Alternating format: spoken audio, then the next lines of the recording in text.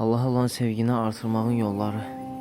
İbn Teymiyyə rahimehullah Allaha qarşı olan sevgini artırmağın bir neçə yolunu göstərmişdir. Birinci, Quran-ı Kərimi oxuyub onun mənaları və məzmunu haqqında tədəbbür etmək, oxumaq, öyrənmək və başa düşmək. İbn Məsud radiyallahu anh rivayət edir ki, bizdən birimiz 10 ayə öyrəndikdən sonra onların mənasını dərk edib, əməl etmədikcə başqa ayələr öyrənməzdik. Elmlə əməli birləşdirərdik. İkinci, fərz əməllərlə yanaşı Allaha nafile ibadətlərlə yaxınlaşmaq. Əbu Hüreyrə radiyallahu anh rivayət edir ki, Allah elçisi sallallahu aleyhi ve sellem demiştir. Allah buyurur, kim mənim dostumla düşmənçilik edərsə, mən ona hərb elan edərəm.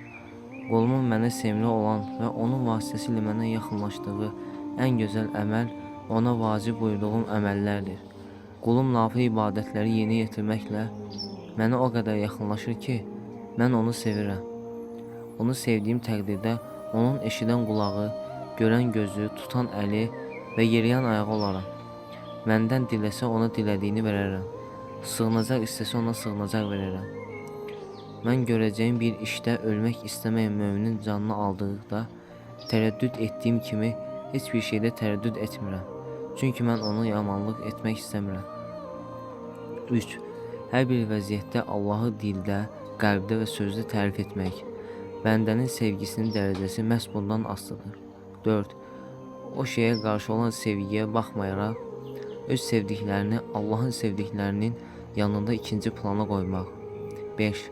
Quran və sünnədə keçən Allahın gözəl isimlərini öyrənmək, onların mənalarını başa düşməkdə və onlara ibadət etməkdə istəkli və həris olmaq. İbn Teymiyyə rahimehullah deyir, mətləblərin ən ucası və qayələrin ən böyüdür.